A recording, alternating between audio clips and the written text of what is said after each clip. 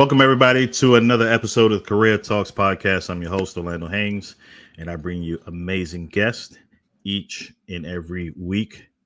And I still say that there's some weeks I miss, but you know the drill, right?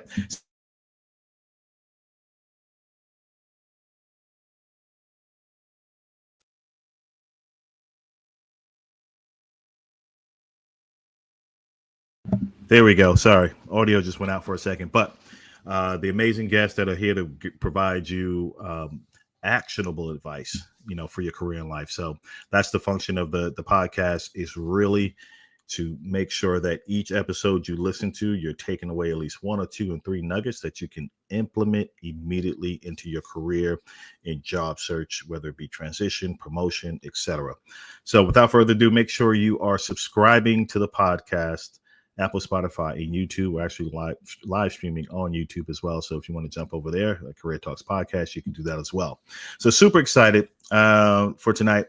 I had seen a live stream from Clint on his from his page, or the company page, and said, "Hey, I wanted to know if he does podcast episodes as he's hosting, career experts and sharing those advice." And so I wanted to say, let's get his advice as a career strategist for Indeed.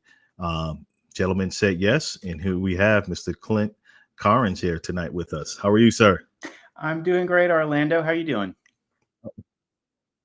Good, good. We might have a slight delay. This is why. No.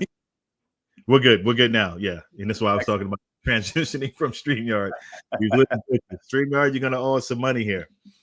But Clint, appreciate you, sir, for saying yes and joining me tonight. Share with the folks more about you and your background and your experience.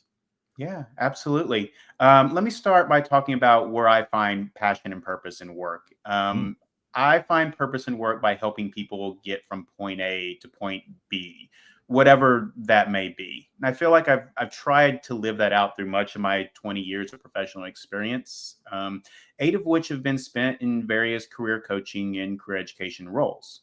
Now, as you mentioned, I am currently a career strategist at Indeed, specifically for Indeed's Job Search Academy. The Job Search Academy is a free virtual career development program created to help job seekers excel in their job searches.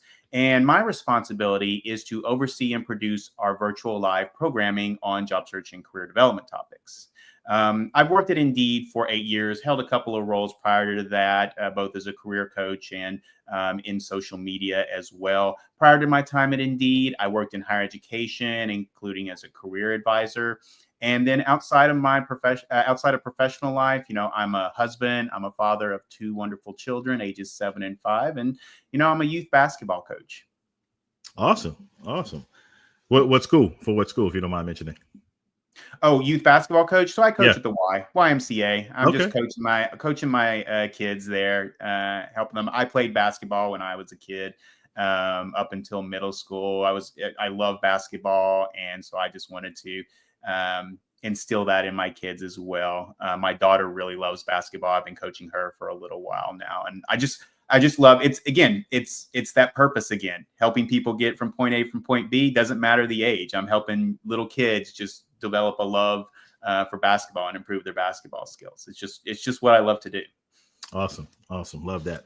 So yeah, same principle for me. I played sports back then as well. So I played basketball, heavy on soccer for a number of years. Okay. But just like you, family man. So I got you beat though, Clint. I have 6 daughters. Wow. Yeah. Wow. Yeah. That's a whole other episode. Keep you busy. Yeah, no, exactly. A lot of people say, well, how do you even do a podcast and work full time? Like, it's all through the support of the family, for sure. Yeah. That's for sure. Okay. So let's dive into it. For the folks that are watching, and it'll catch the replay as well, we're talking about what job seekers are really facing today.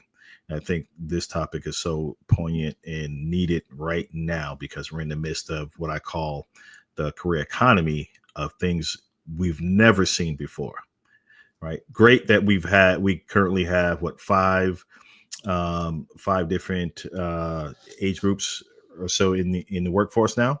Yeah. And so, but also this massive shift in lack of opportunities, or is it niche? Is it by segment? We don't, we're hearing blanket statements So glad to have you on to share just more about what you do internally with the organization you work for, in your background. So when you think about from your lens, what are the job seekers really facing right now through the Job Search Academy?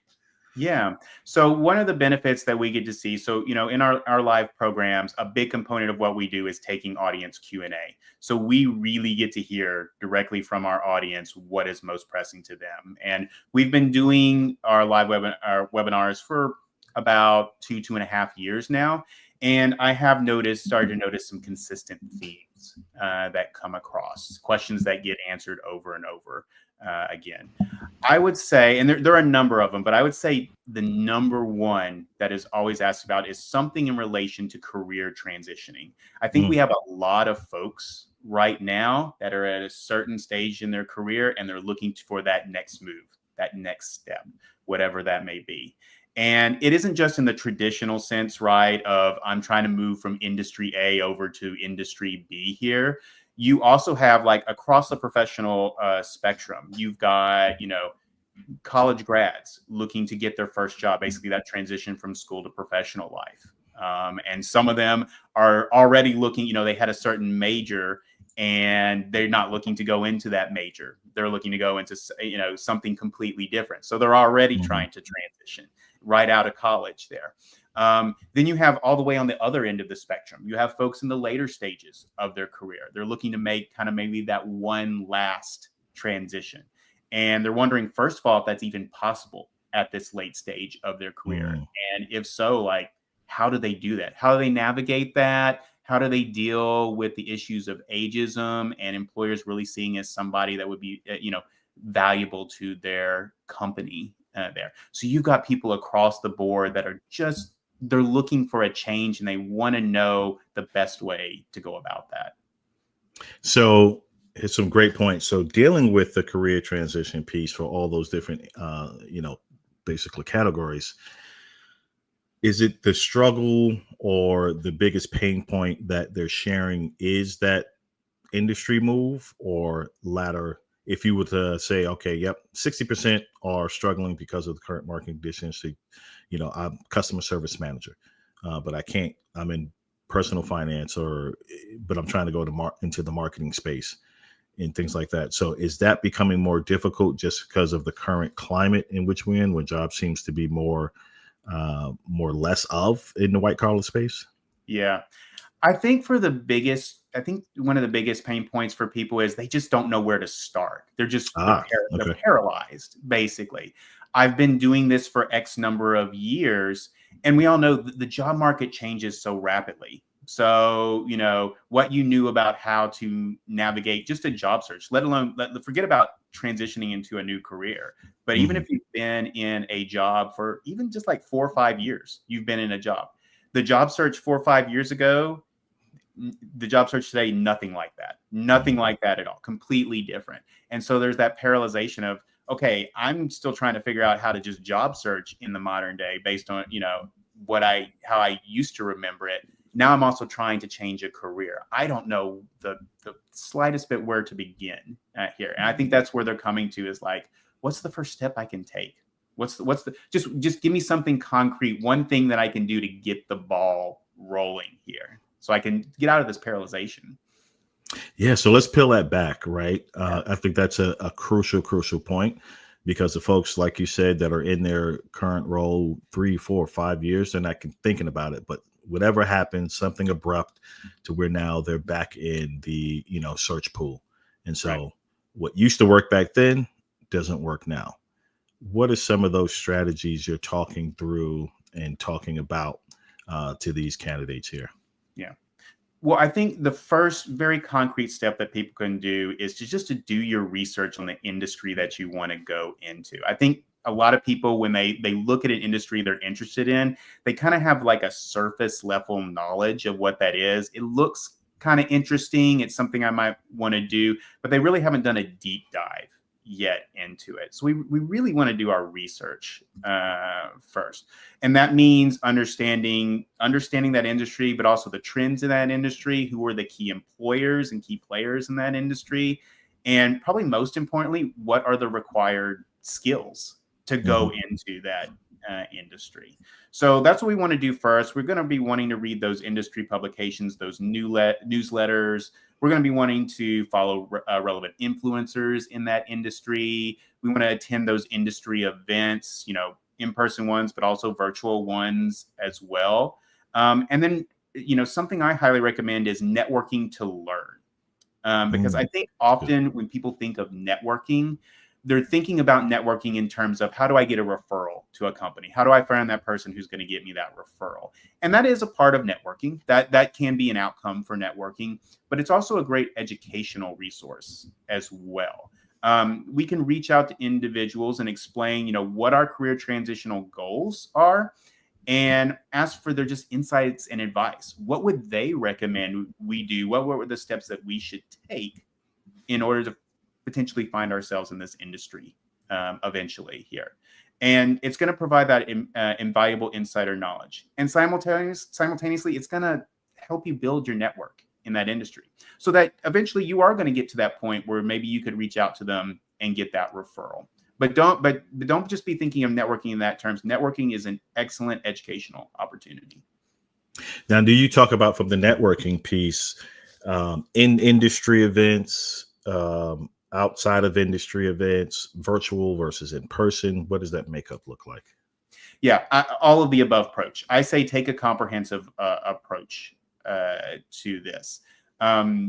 Go to those in-person events, go to those virtual events, and also just reach out to people individually on places like LinkedIn as well. Carve out your time to do that. We don't want to just take a haphazard approach. Know your time limits, know what you're capable of, and we don't necessarily have to do all three all the time here. Know what you are capable of and devote that time to that space there. And the key is anytime, and it's the same for all three here, in-person, virtual, or individually. We're not trying to come at them just desperately like, I want a job. How can you help me get a job? That's not the best approach to going about this here. A far better approach is just saying, I'm exploring this. Like I said, I'm exploring this industry. I see that you're in this industry. I would love your insights. I would love your advice. I would love your help. People are far more likely to want to give you advice and help because people love to give advice and help than they are just wanting to give, feel like they're being used to get a job, especially if they don't know you personally, right? You haven't built that rapport yet with that person to go that far with them there. So always take that approach in these events and always be prepared ahead of time. That's where that research comes in handy as well. Knowing, at least a base level knowledge about that industry. Come prepared with the types of questions you want to ask them. Don't just go on the fly here. Don't just decide 5 minutes before to show up to an industry event or join a virtual event and you're just going to kind of see how it goes. No, prepare. Have your questions ready. Have your strategy ready about who you want to approach and what you want to ask them. Love that. You don't hear too many people talking about preparation for a networking event because the events can be, I think you really have to pick and choose, right? Some are just, hey, we're meeting up at the local bar and it's just drinks and right. There's no really effective conversations that are happening versus that are more focused where it's more like a conference and you're maximizing those opportunities, inside that networking time frame. And so that's good to go in this. Okay, here's what I need to add value, but at the end of that conversation or goal of that event, I need to be able to walk away with whatever, if you want to call them personal leads or partnerships or whatever relationships that you can build on to support. Yeah. And you brought up a good point. If I could just add it, you brought up a good point. It's something that, we talked about in a recent webinar that we had on networking was a networking, something that is a networking event doesn't necessarily have to be a formal networking event with the title networking event in it there. It could be something informal, just as an informal get together, a happy hour, so, just something like that. That can turn into a networking event because while it may start out social, the conversation could turn to work and that may be an interesting opportunity to start asking some of those questions there. So just about anything really could be a networking event. Yep, absolutely. Great point. The paralyzed piece. So I would think that's also multi-layered for the folks that, haven't had to search for a little bit of while. So first you said where to start. Next, what do you think that number two thing is? Is it Yeah. understanding how to leverage LinkedIn, how to navigate Yeah. LinkedIn? Do I need a profile? Because they're obviously they know to update their resume. Right. But what's the next thing you're saying? Hey, Yeah. hey, folks, this is what you need to do too. Yeah. We definitely want to update all our materials, both our online materials, our resumes, all of that needs to be updated. But I think one crucial thing that a lot of people don't do that's very important, especially if you're transitioning, is to perform a skills audit. So as we're Mm, doing our research, like I said, one of the things we want to be determining is what are the necessary skills for to go into this industry or go into this particular role here. Once we have an understanding of that, we can kind of start to assess our own skills.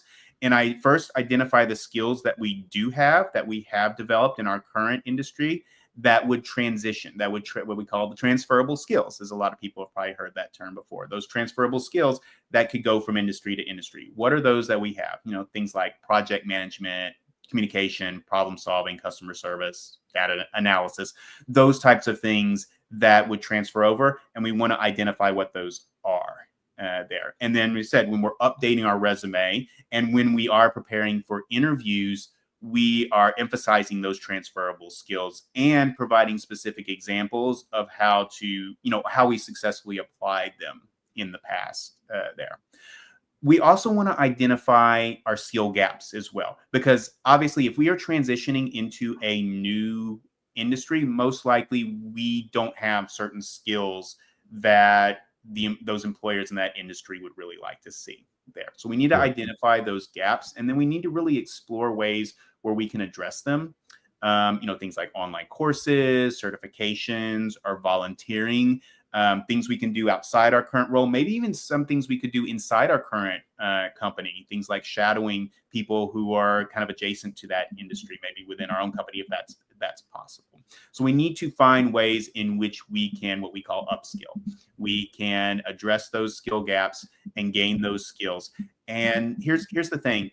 We don't necessarily have to be proficient in those skills by the time we're searching in that industry. We could be in the process of that, and we can highlight that in our resume. We can talk about that in our interview, and a lot of employers will appreciate that you are taking that time and effort, even if you're not completely through with that upskilling, that you have taken the time and effort to attempt to get those skills there. That Mm, shows somebody who's just dedicated to becoming a better and better professional. And those are the types of people that employers want to hire.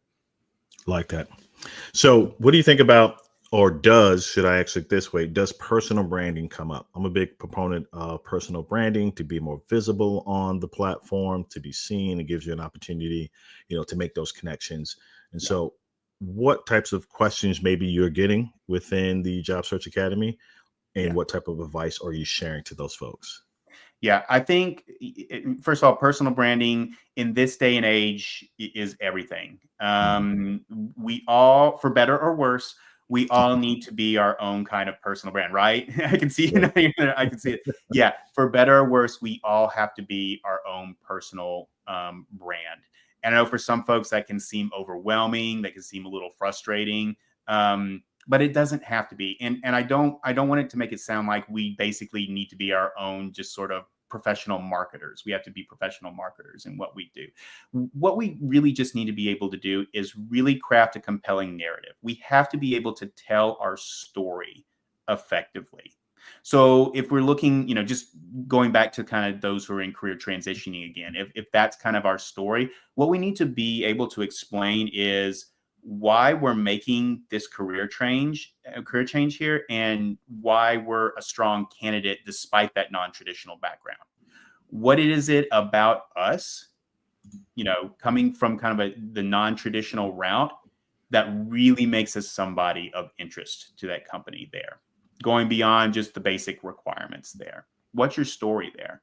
What is your passion for that new industry? And then, connecting those transferable skills, and as well as those new learnings that you've acquired to the role you're applying for there.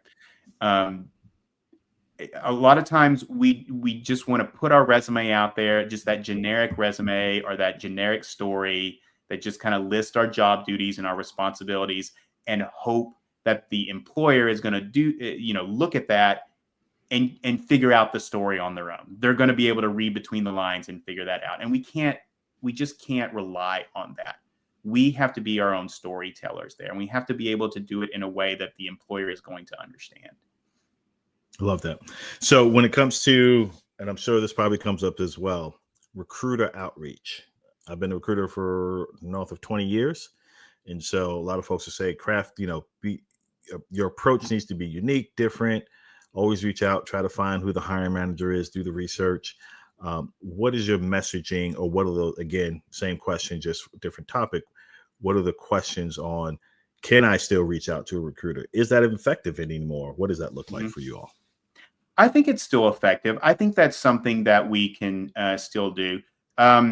The key here to remember with recruiters is you are not the only one who's doing that. They are getting inundated with those messages, right? Yep. They're getting inundated with those messages. So it can be a generic message. It can't be the same message they're receiving over and over again, because they're not going to follow up with that. It has to be a very unique message. So in other words, just to put it bluntly, don't waste their time, and don't waste your time, taking that type of strategy. You've really got to put, when you're messaging recruiters, it's got to be more that, I think I'm qualified for this role. Okay, that's great. Why?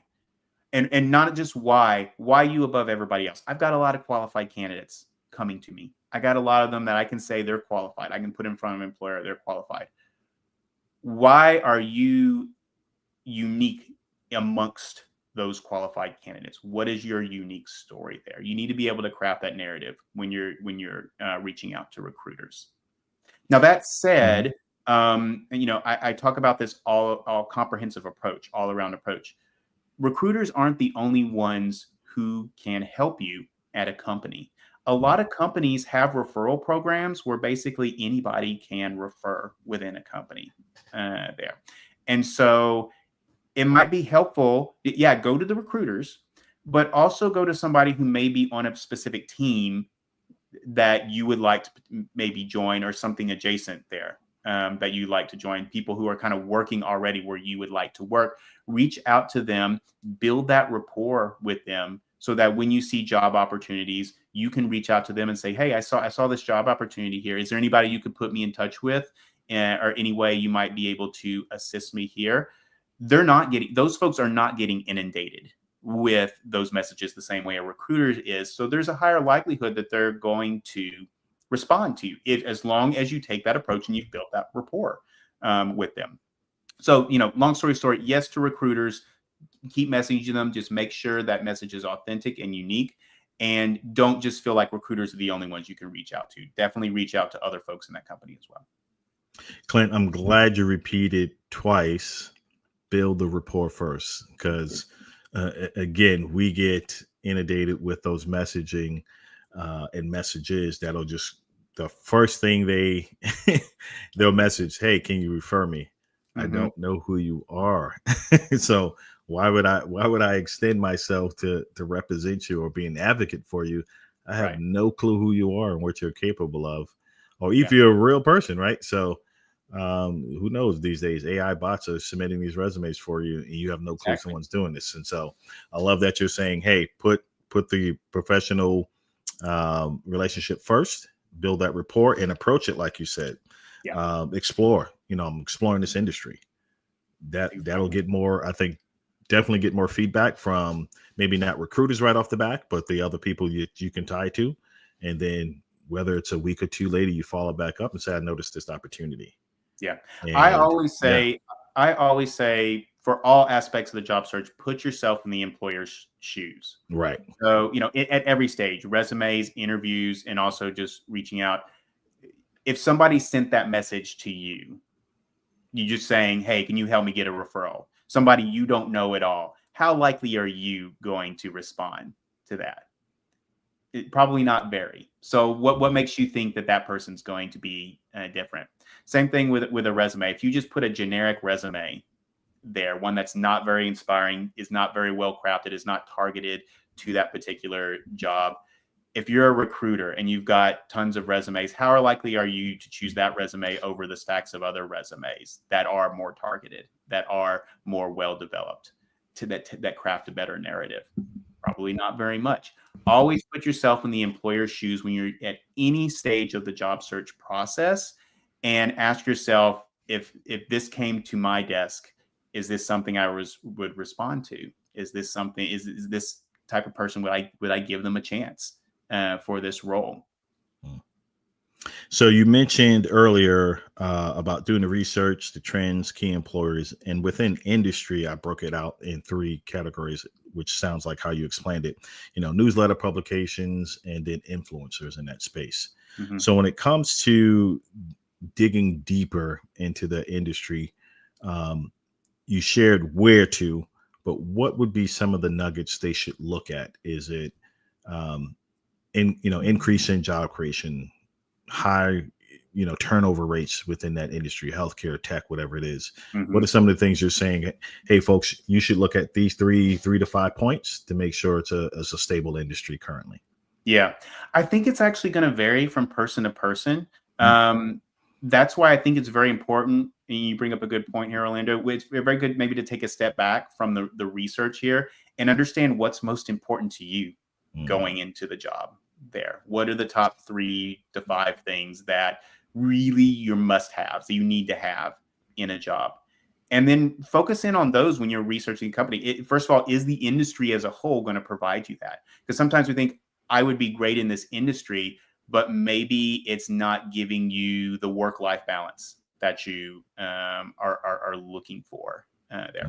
At Indeed, we did this major study. It's called the Work Wellbeing Report. You can find it on our Indeed company pages, where we have several companies listed and a whole bunch of information on them. By the way, a great place to go research if you're doing your research. That's a great place to start. Orlando, I'll definitely give you the link that you can share with your audience there. But Indeed company pages, and on a lot of these companies, we did a work well-being report where we interviewed a lot of folks who worked at that company on a number of different factors related to work well-being, so that people could really get a really holistic approach to how that company operates. So one of the factors is stress. So there are certain places that are definitely high stress environments, which is not necessarily a bad thing, right? Stress, if you're working at a fast paced type of company, there's probably going to be some stress with that. And if that's what you're looking for, if you're looking for some of that just kind of fast paced, you always got to have something go, you might be okay with that stress. But other folks may not be. Other folks would be, no, I'm not looking for a high stress environment. I'm looking for a little bit more balance. I want to find meaningful work. I want to be doing good stuff, but I'm not looking for just that constantly always on, probably a little bit extra hours, high stress environment there. These are important things to know and to understand, so that when you go into the research for these companies, coming back to what you're looking for, we want to see that, is this an industry that's a high stress industry versus a low stress industry? If that's what you're looking for, if it's a high stress industry and that's what you're looking for, great. You kind of your research has yielded that, another kind of check mark that this is something that you should pursue further. If it is, you're not looking for a high stress and it is high stress, you can say, okay, I need to take a pause here. Maybe this isn't the best for me. Maybe I need to look for something else where I'm still going to find purpose and passion, but maybe this isn't the right for me. So just kind of knowing who you are and what you're looking for, that will guide greatly what you then should be looking for in these particular companies as well. That sounds good. That's really good. So I'm going to touch on the influencer piece, because I've never heard, I've been running the podcast for almost 5 years, and no one's ever said, hey, we're considering, or we're also looking at the folks that are folks or companies that are influencers in this space. Yeah. What particular things that, if you can speak from the Indeed or even personal, that you look to and say, okay, these people are valid, they're sharing some current and relevant experience that can impact people and really help them, versus maybe some antiquated, information that's not going to do any good? Yeah, absolutely. So the first thing is, and first, yeah, influencing is everywhere now. We typically Mhm. think of influencing things like folks who are trying to sell a certain product, or influencers like celebrities or something along those lines. But influencing happens everywhere, and definitely in the corporate world as well. If you go on LinkedIn, LinkedIn is full of influencers here. What we want to look for are subject matter experts, people who seem to be well respected for the advice that they are giving there, people who seem to have the background to talk. They've walked the walk, so they can now talk the talk, essentially. Here, Mhm. there's plenty of influencers out there that have a lot to say, but they really don't have the background to really be speaking with authority there. So we want to find that background, researching them, looking on their profiles and their social media, doing Google searches on them as well, to understand, okay, is this somebody that kind of has the experience to really talk about this particular subject? Also, how people are responding to them, and how they're responding to their audience as well. Are they meaningfully engaging in conversations in like the comments there? Or are they just blasting out pieces of information with no engagement with their audience, where they're just all about the kind of the clicks and the likes and Mhm. generating all of that, and not really trying to promote meaningful discussion on these topics is here. Those are the folks that do that, are do provide that meaningful discussion, are the folks that you definitely want to engage with, because that means they're there for the topic, for the subject matter. Yes, they may be selling some stuff. There may be some entrepreneurial endeavors going on as well. That's fine. That's fine. People got to earn money. People got Yep. to pay to survive, obviously. But there's a difference between earning that paycheck, but really being passionate about the work, and it all being all about the money over the subject matter. I think that's so huge because, like you said, tons of people out there, massive followings on LinkedIn, and you'll see some rock stars that are out there, and like you said, they have concrete experience in it. Work Mm-hmm. for what cracks me up, and I hope I don't offend anybody that I'm connected to, but when I see they're leveraging, X Google this X, XX former employee of that, and you look and they've only been there were 3 months there. It's like, Yeah. huh? It's like, it seems like an overstatement of kind of leveraging the global tech firms for what you want to do. But yeah, I get it. Go deep in your research to see who the folks who have substance and kind of some Yeah. some legs in the game that can provide sound advice. Now, does Indeed partner with or showcase or have writers in that space pushing out content through Indeed at all? We have some folks. I mean, we're here at Job Search Academy. We're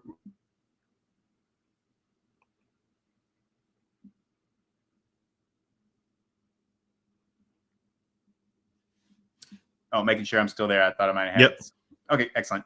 Yeah. At the Job Search Academy, that's one of the things we're trying to do, is provide that human element and really go where the job seekers are online and virtually, and provide that sort of subject matter expertise from an Indeed perspective as well. And it's not just us. We have other folks who are definitely attempting to really provide that knowledge as well. And we're encouraged at Indeed to Mhm. be those subject matter experts, to be those voices who Awesome. can provide that.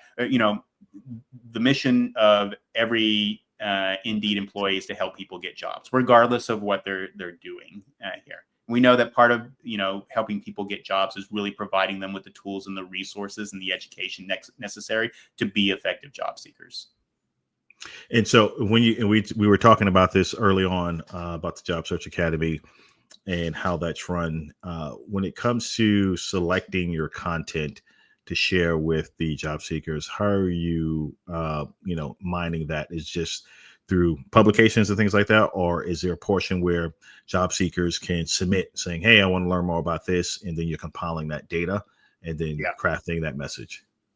A lot of it is a lot of listening, both just putting our ear to the ground, so to speak, in a virtual sense, really looking at the conversations that are out there amongst job seekers, and what they seem to be most interested in, or more importantly, what they seem to have the most pain points in, and really are seeking advice in. And And then also, listening on our Q&As. What are the questions that come up again and again? What are the things that are most pressing for job seekers? And then from that, we really take a lens of when we're developing our topics. What are the topics that are going to help people find better work? That's another mantra of Indeed. We're looking to help people find better work. And what are the things we need people to know in order to find that? From there, we'll develop our various topics. We'll look at the subject matter experts that we can. And that's another thing at Job Search Academy. We are not claiming as career strategists to know everything. We bring in a lot of external subject matter experts to help us facilitate that discussion and provide that advice. And yeah, we just take it from there. And we vary it, we go with very, what we call the meat and potato topics, building your resume, interviewing skills, networking effectively, that sort of stuff. But we balance that with some niche topics, things that help certain audiences, certain maybe marginalized groups that need particular help, are very niche topics that it's not for everybody. It's not everybody's going to be interested in, but there is a significant group that is interested in that, and going to be highly engaged. It may not be the largest audience we ever have on a webinar, but it's going to be a very highly engaged audience because that's very particular interest to them. Got it. Now, is that avatar of the audience that you all draw, whether large or small, are you seeing more in the market? These are seasoned professionals, 10, 15 years, 20 years in the market versus new grads, like we were talking about earlier, getting into the fields. What does that makeup look like for you all? Yeah, I think the bulk of our audience is mid to late career professionals. That may be just where our webinars are going on. We're being live streamed on LinkedIn. Just that's the type of audience that is on LinkedIn there. But I also just think that's when you are on the younger side of things. And I was a college career advisor, as I mentioned there. You're learning how to, where to go to learn. You're learning where to go to learn about how to be a better job seeker. And so a lot of those folks really still are acquiring that type of knowledge of, where do I go to learn more about how to be this better job seeker, this effective job seeker? Whereas mid to late career professionals, they kind of know, they just need the advice. Like, how do I get point A to point B? How do I get there? I know where to go. I know there are these resources here, and I'm going to go to them. So I think that's why we see kind of that tilt in that audience. So what are you most surprised by after doing so many of these conversations? You've been with Indeed 8 years, like you said, career advisor in college. So you've been in this space, you have the background. You're one of those people that they can look to as an influencer to say, Clint has the in-depth knowledge in different markets. What are you still most surprised at today that job seekers still need education on? Yeah, I think it shouldn't be surprising, but I think it still kind of surprises me is that the more things change, the more things stay the same. The more the job market change, the more hiring practices change, the more what stays the same is what is the biggest pain points for job seekers here. How do I build a resume? How do I do that? How do I answer an interview question effectively? How do I network? A lot of this advice, even though the hiring has changed, hiring practices have changed, the market has changed, a lot of the advice is tried and true advice that's still the same. We tweak it, things change a little bit. We tweak it a little bit here and there, but a lot of it is that core knowledge is still, those foundations are still kind of the same. But people still need help with that there. And that's understandable. I always told my clients when I was doing more one-to-one career coaching, I would always tell them, look, your profession is not looking for a job and knowing how to look for a job. Your profession is whatever it is you went to school for, whatever it is you're in, work in your career and doing here. This is not what you specialize in. This is what I specialize in here. So it's understandable. This is not something that people focus in on every day. But what I try to advise them is you really should here. I know it's hard. I know there are so many other things that are going on that we have right now, both professionally, just trying to get through the day-to-day grind of our job, as well as whatever is outside of our job that we're dealing with. So on top of this, I just need to, continually know how to be a good job seeker and a career manager. But look, if you just, and it does not have to take up a lot of time. If we just dedicate a little bit of time there, whatever we have available, toward gaining new skills, toward updating our resume, toward just doing our own personal performance review so that we can recraft our narrative and continually update our narrative. Reach out to a couple people here so we can network here. Not only are those things going to help you when it is time to look for that next job that you've set yourself up well, but you've practiced. You have that practice. You've had that repetition. Not only have you crafted your narrative, but you've worked it on so much, you've memorized it. You can go into an interview and talk about it confidently. You can go into a networking session and know what to ask and talk about yourself confidently there. That's going to take you a long way. So just really carving out a little bit of time to really becoming a semi-professional career manager is going to do wonders. That's good. That's really good. I like that. I like that title, semi-professional career manager. We did get a question from Randy. She's asking, do you hear any questions about the expectations of being able to use AI for increased productivity? Yes, Randy, absolutely. That is something, it's a fairly new phenomenon, but that's another thing that we get very, very often. I think that the two biggest things that job seekers want to know is, number one, should I be using AI in my job search? Should I be using it to craft my resume? Should I be using it to practice for interviews, to build my personal brand? That's question number one. And then question number one is, if so, how do I do it? Do it effectively and ethically. And so the answer to number one is absolutely yes. AI is a wonderful tool. It's not a perfect tool, so we do not want to be relying on it for everything. So for example, we don't want to input all of our work experience and ask the AI to craft a resume for us and then just copy and whatever gets outputted from that AI. That's not going to be effective. The AI cannot provide that personal voice for us. We talked about that personal brand, that personal narrative. AI is not going to be able to do that just with an information dump of your skills and qualifications. So you don't want to do that. But we can use it, for example, to help us fine tune our resume bullet points. I have this bullet point. I want it to sound more impactful. I want it to sound more, forceful. I want it to, really catch the eye of the employer. And it can help us kind of wordsmith some of those bullet points. There, we can help it. It can help us evaluate job descriptions. Here, I have input the job description. Input your resume. Tell me and ask the AI. Tell me where I have qualifications for this job and where I'm deficient.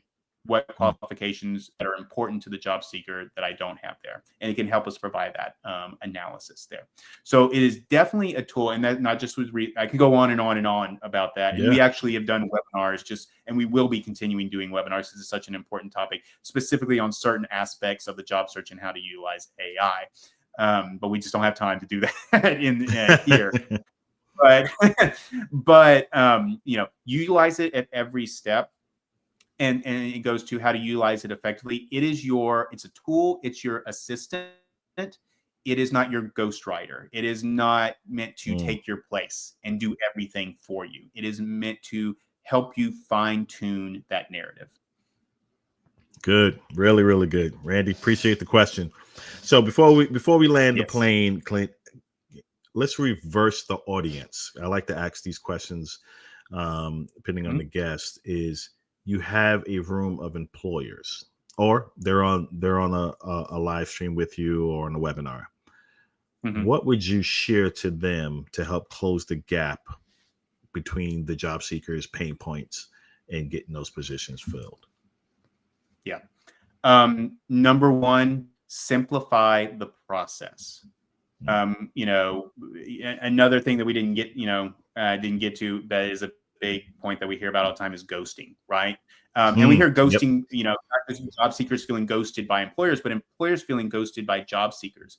And you know, there's many different reasons why that's happening, and there are other pain points that I know employers have with job seekers as well. But the simpler you can make the process, Yeah. the more at ease you're going to put that job seeker, and the more you're going to learn about them and really learn about them. A job search does not need to be complex here. We don't need multiple end-to-point interviews and assignments and things to really understand who a job seeker is. We don't need that process. All you're going to do is frustrate the job seekers, and all you're going to end up with is somebody who can just take all of this punishment the most. If that's what you want in a job seeker, employee is who can take the most punishment, then by all means, that's what you should do. But if you're really looking for somebody who's going to be a quality employee, who's going to give you quality work, just simplify the process a little bit, and that's going to go a long way.